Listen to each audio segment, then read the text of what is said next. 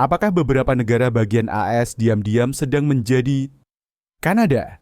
Dari Vermont, dengan gerakan pemisahannya yang telah berlangsung selama puluhan tahun, hingga Michigan, di mana perekonomian begitu terjalin dengan Kanada sehingga penutupan perbatasan bisa menjadi bencana. Fakta-fakta mengejutkan ini mungkin membuat Anda bertanya-tanya, apakah perbatasan AS dan Kanada benar-benar stabil seperti yang kita pikirkan? Mari kita telusuri 10 negara bagian Amerika yang mungkin saja menjadi bagian dari Kanada. Nomor 10, Vermont, semangat independen, jiwa Kanada. Vermont bukan hanya negara bagian kecil yang tersembunyi di timur laut Amerika. Ini juga salah satu dari sedikit tempat yang pernah mengalami masa kemerdekaan berdaulat. Sebelum secara resmi bergabung dengan Amerika Serikat pada tahun 1791, Vermont pernah ada sebagai Republik Merdeka. Sebuah fakta yang jarang diingat oleh orang Amerika saat ini. Masa lalu itu bukan sekadar catatan kaki dalam buku sejarah, melainkan cerminan dari identitas yang berakar kuat pada pemerintahan sendiri dan keunikan budaya. Jika Anda pernah mengunjungi Vermont, kesan pertama Anda mungkin tidak akan meneriakan Amerika, melainkan lebih terasa seperti versi Kanada yang lebih lembut dan ramah. Dengan botol sirup maple murni yang ikonik, kota-kota kecil yang damai diselimuti warna musim gugur, dan kebijakan sosial yang progresif, Vermont tampaknya lebih mirip dengan tetangganya di utara daripada dengan sisa negara bagian lainnya. Tidak mengherankan jika Republik Vermont kedua, sebuah gerakan yang menyerukan pemisahan dan kebangkitan Republik Independen, telah bertahan secara diam-diam selama bertahun-tahun. Meskipun belum mendapatkan momentum politik besar, keberadaan yang berkelanjutan menunjukkan keinginan yang gigih untuk merdeka di antara sebagian warga Vermont yang merasa negara bagian mereka tidak benar-benar cocok dalam sistem federal saat ini. Tambahkan lagi hubungan ekonomi Vermont yang semakin erat dengan Provinsi Quebec di Kanada, serta kebijakan kesejahteraan sosial dan tata kelola, berfokus komunitas yang mencerminkan cita-cita Kanada dan negara bagian ini semakin tertarik ke arah utara. Bukan hanya secara geografis, tetapi juga secara ideologis dan budaya. Vermont adalah contoh nyata bahwa batas negara tidak hanya digambar di peta, tetapi dibentuk oleh bagaimana orang merasa, bagaimana mereka hidup, dan apa yang mereka yakini. Jadi jika suatu hari Vermont menyatakan keluar dari Amerika Serikat, apakah itu benar-benar akan mengejutkan siapapun? Atau apakah itu hanya menjadi bab logis berikutnya dalam perjalanan sejarah yang sebenarnya belum pernah berakhir? Nomor 9, Maine, tempat AS dan Kanada bersilangan. Maine, negara bagian di ujung timur laut Aaiserau, sejak lama membawa identitas yang tenang namun berbeda, yang terkait erat dengan Kanada tidak hanya secara geografis, tetapi juga dalam kehidupan sehari-hari. Sedikit orang yang menyadari bahwa perekonomian Maine sebagian besar berjalan berkat hubungan dekatnya dengan Quebec, terutama dalam hal pasokan energi. Faktanya, sebagian besar listrik yang dikonsumsi di Maine diimpor langsung dari jaringan listrik Kanada, membuat negara bagian ini sebagian bergantung pada keputusan yang dibuat di utara. Tapi bukan hanya listrik, perdagangan antara Maine dan Kanada melebihi $3 miliar setiap tahun. Angka yang mengesankan mengingat populasi negara bagian yang sederhana dan basis industri yang relatif kecil. Kanada bukan hanya mitra ekonomi, tetapi juga tetangga akrab yang terjalin erat dalam irama dan budaya kehidupan di sini. Dan budayalah yang mengaburkan garis antara Maine dan Kanada. Di wilayah perbatasan, Anda bisa dengan mudah menemukan komunitas berbahasa Prancis yang tidak menganggapnya sebagai bahasa asing, melainkan sebagai bagian dari kehidupan sehari-hari. Gaya hidup pesisir dengan desa nelayan tua, pelabuhan berkabut, dan ritme hidup yang lambat membuat Maine terasa lebih seperti perpanjangan alami dari New Brunswick daripada negara bagian Amerika pada umumnya. Sejarah Maine juga membuka kemungkinan mengejutkan. Dulunya bukan negara bagian sendiri, tetapi bagian dari Massachusetts hingga tahun 1820. Tindakan memisahkan diri untuk membentuk identitas sendiri pernah terjadi sebelumnya, dan sejarah menunjukkan itu bisa terjadi lagi. Jika suatu hari rakyat Maine merasa lebih dekat dengan Kanada daripada Washington DC, apakah berpisah lagi benar-benar ide yang mustahil? Mungkin tidak, Karena dalam dunia di mana identitas lokal semakin menguat dan batas negara semakin dibentuk oleh hubungan ekonomi dan budaya, Maine bukan hanya negara bagian Amerika, tetapi contoh hidup dari percampuran dua bangsa yang tampaknya berbeda.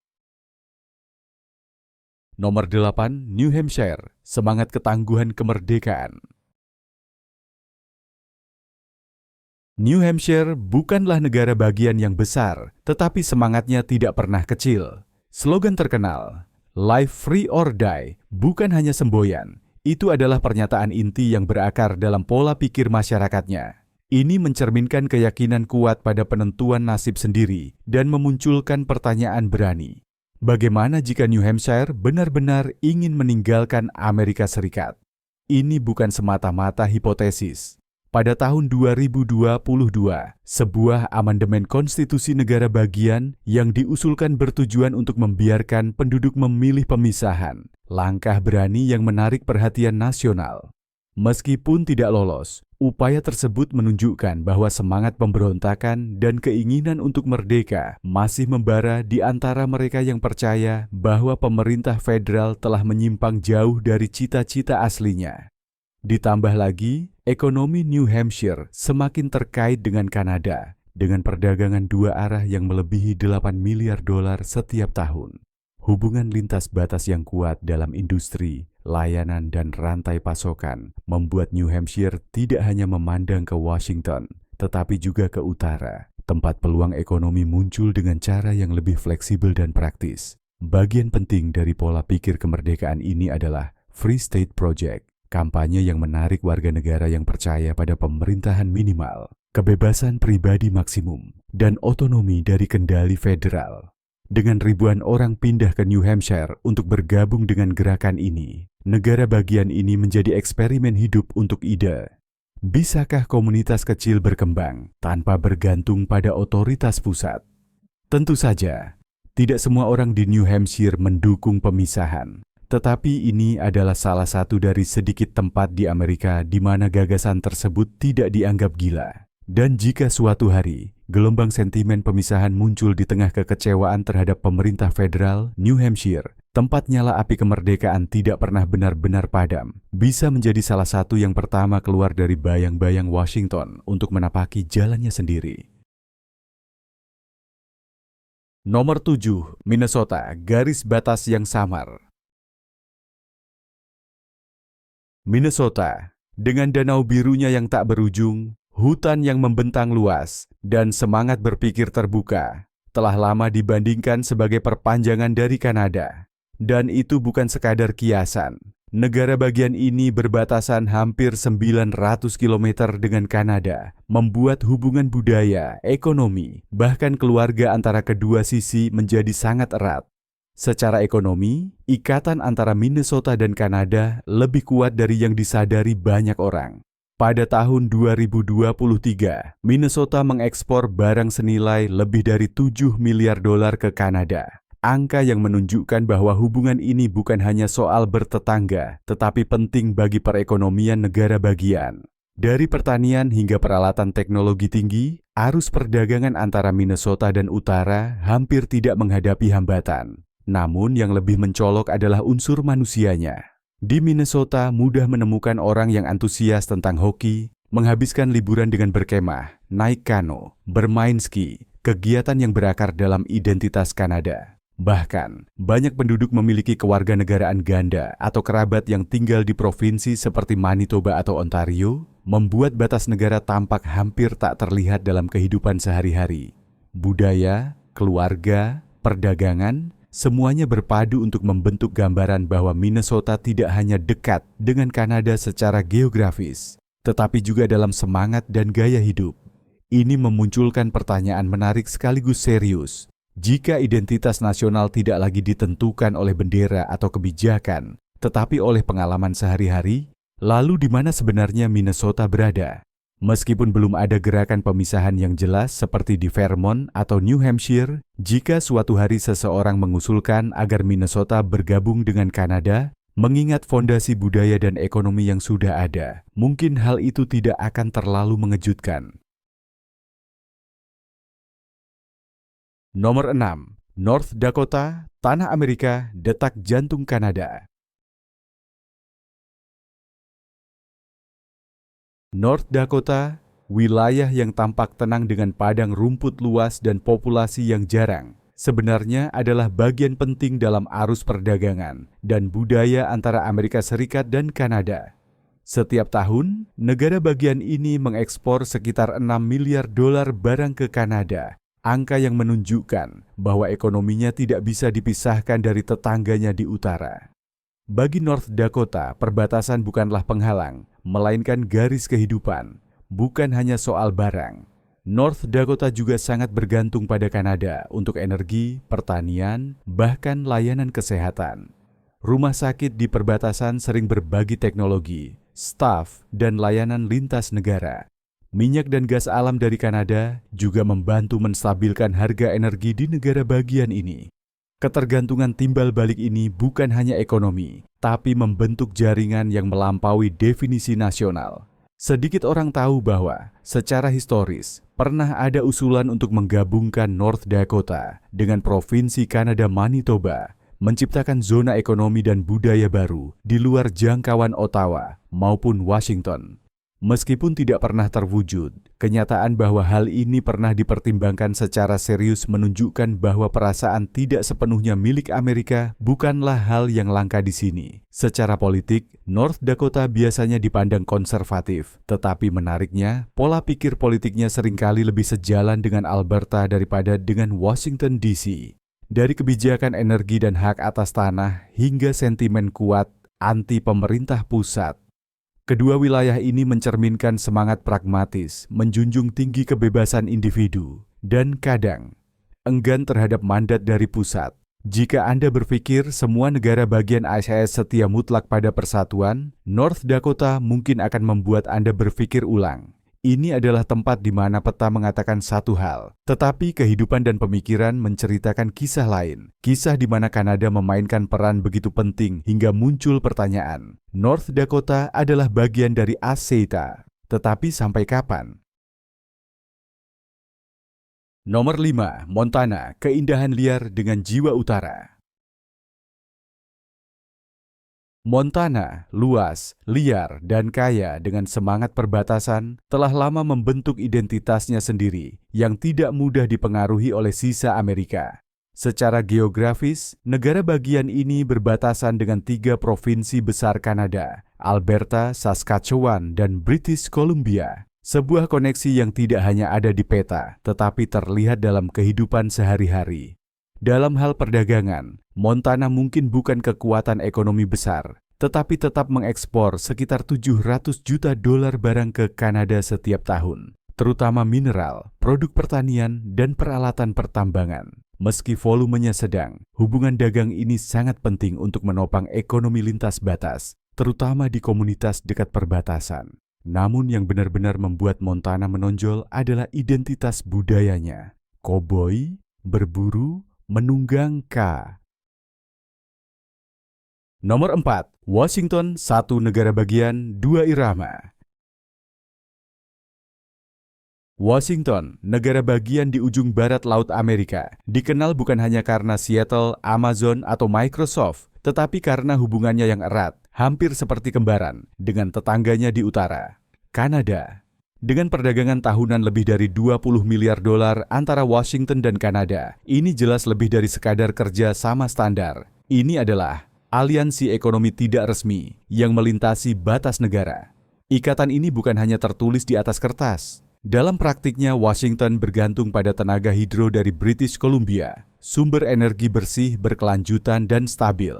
Di era ketika perubahan iklim menjadi krisis global, ketergantungan Washington pada energi terbarukan Kanada hanya memperdalam dan memperkuat kemitraan strategis antara keduanya, yang membuat Washington semakin berbeda, bahkan berseberangan dengan banyak negara bagian ASEAN lainnya, adalah pola pikir politik dan arah kebijakan yang diambilnya. Dalam hal sosial dan lingkungan, Washington semakin menyerupai Kanada dibandingkan dengan sisa Amerika Serikat. Dari undang-undang iklim yang agresif, sistem layanan kesehatan publik yang luas, hingga kebijakan imigrasi yang manusiawi, negara bagian ini sedang mendefinisikan ulang pemerintahan progresif dengan caranya sendiri. Salah satu contoh nyata dari keharmonisan ini adalah proyek kereta cepat yang telah lama dibahas yang menghubungkan Seattle, Washington, dengan Vancouver, British Columbia. Lebih dari sekadar proyek transportasi, jalur ini mencerminkan visi bersama bahwa jarak antara ASN dan Kanada seharusnya tidak diukur dari batas negara, tetapi dari kecepatan kolaborasi dan kesatuan tujuan. Jadi bagaimana jika suatu hari Washington tidak lagi merasa menjadi bagian dari Amerika yang terpecah secara politik dan budaya? Dengan ekonomi yang terjalin dengan Kanada, ideologi yang sejalan, dan proyek lintas batas yang terus berlangsung, gagasan tentang penggabungan lunak dengan Kanada, meskipun tidak pernah dinyatakan secara terbuka, tampaknya sedang terjadi langkah demi langkah. Washington mungkin masih bagian dari Amerika Serikat, tetapi dalam banyak hal, ia sudah hidup seperti bagian dari Kanada, dalam ide, tindakan, dan dalam apa yang ia impikan untuk masa depan. Nomor 3. Oregon, dari Pasifik Barat Laut ke perbatasan baru Amerika Utara. Oregon, tanah yang terkenal dengan hutan purbanya, garis pantai yang terjal, dan semangat progresif yang bebas, kini mengalami pergeseran politik dan budaya yang halus. Semakin banyak warganya yang merasa mereka tidak lagi menjadi bagian dari Amerika Serikat dalam arti tradisional.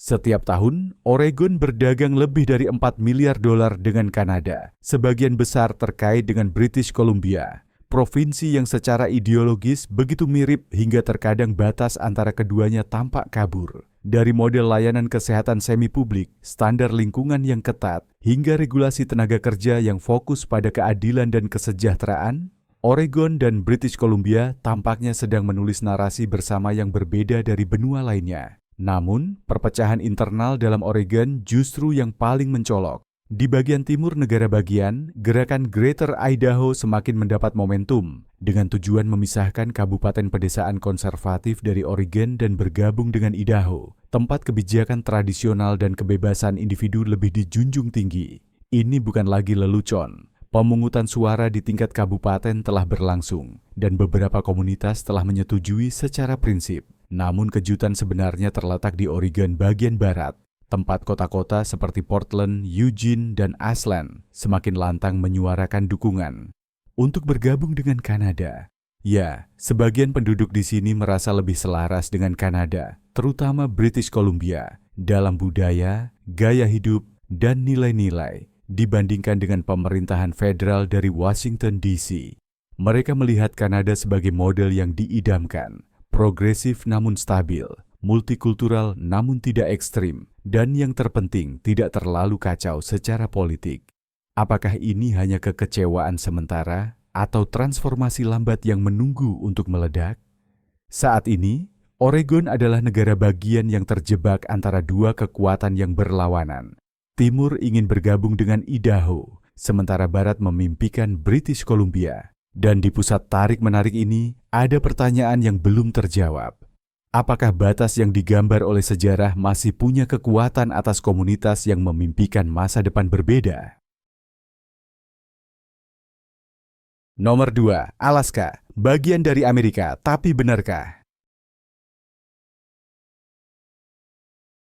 Alaska, tanah es, kemegahan, dan keterpencilan, selalu menjadi pengecualian dalam peta geopolitik Amerika Serikat. Ini bukan hanya negara bagian paling barat laut, ini juga satu-satunya yang tidak terhubung ke daratan utama. Untuk mencapai Alaska dari salah satu dari 48 negara bagian bawah, Anda harus melewati Kanada. Dan itu bukan sekadar fakta geografis, itu mengungkapkan kebenaran yang lebih dalam. Alaska mungkin tidak terlalu terikat dengan AS seperti yang banyak orang kira. Secara ekonomi, Alaska dan Kanada berbagi hubungan perdagangan yang luas, terutama dalam perikanan, minyak, pertambangan, dan sumber daya alam. Dari minyak mentah hingga salmon, rantai pasokan lintas batas sangat penting bagi ekonomi Alaska. Dalam banyak kasus, barang dari Alaska diangkut, diproses, atau didistribusikan melalui Kanada sebelum mencapai AS.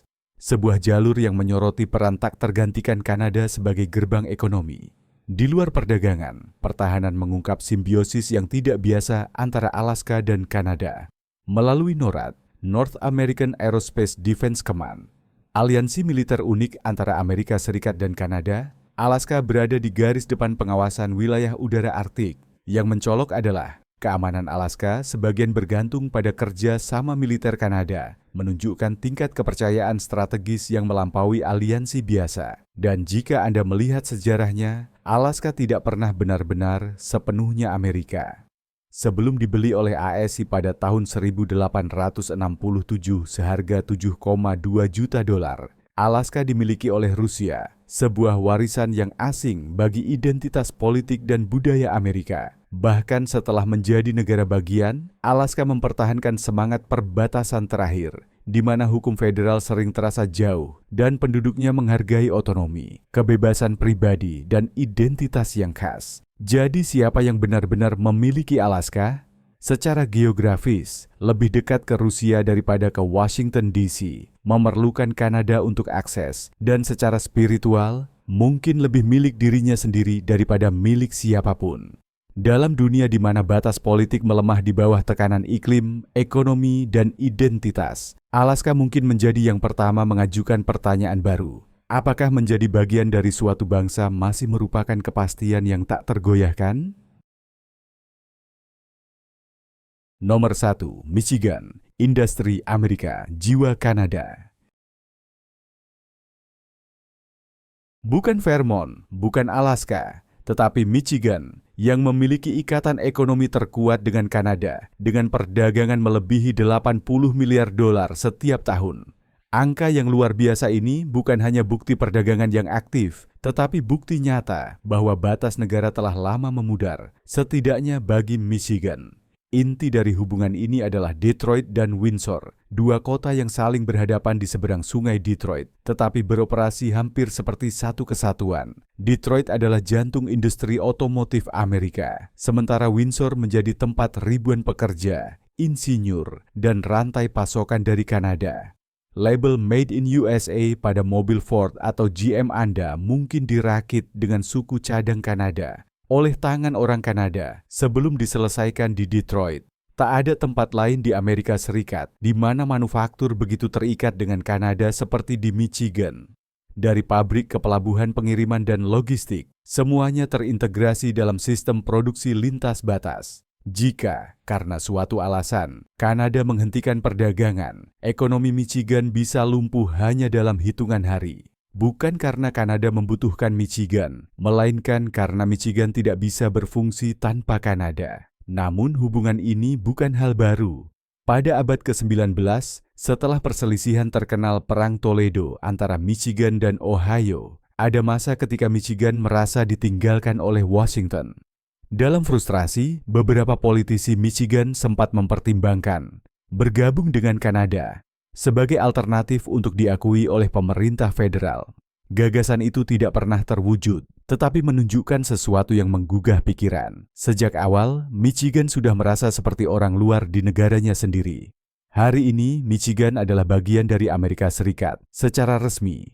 Tetapi dalam hal ekonomi, budaya industri, dan ketergantungan strategis, Michigan beroperasi lebih seperti satelit Kanada daripada negara bagian yang loyal pada Amerika. Jadi inilah pertanyaan terakhir. Apakah batas negara benar-benar permanen ketika identitas dan kepentingan menunjuk ke arah lain? Bagi Michigan, jawabannya mungkin sudah jelas. Ia tidak perlu menyeberangi perbatasan untuk menjadi bagian dari Kanada. Dalam banyak hal, ia sudah menjadi begitu.